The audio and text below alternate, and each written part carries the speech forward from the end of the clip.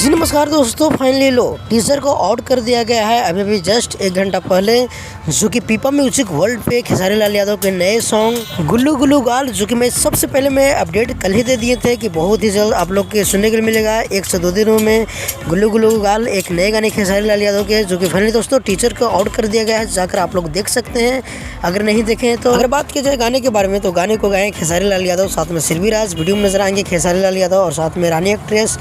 और अगर releasing date को बात किया जाए तो कल सुबह रहेगा तैयार, कल सुबह 7 बजे रिलीज किया जाएगा। और दोस्तों गाने को लिरिक्स को लिखे आजाद सिंह, जो कि बहुत ही सुपर डुपर सॉन्ग लिखते हैं। इसका लिखा हुआ हर सॉन्ग सुपर डुपर होता है, तो मुझे उम्मीद है कि ये सॉन्ग फिर सुपर डुपर होगा। और दोस्तों वीडियो अच्छी खासी बनाई गई है, जिस तरह से सॉन्ग है उस तरह से वीडियो को बनाई गई है। और दोस्तों एक बात मैं बता दूं कि खेसारी लाल यादव की टीम में यही कुछ गलत है, जो कि जब आता है ना सॉन्ग तो एक बार धड़धड़ा के सब रिलीज कर देता है, जब नहीं रिलीज करते हैं तो एक सप्ताह तक वेट करने पड़ता है।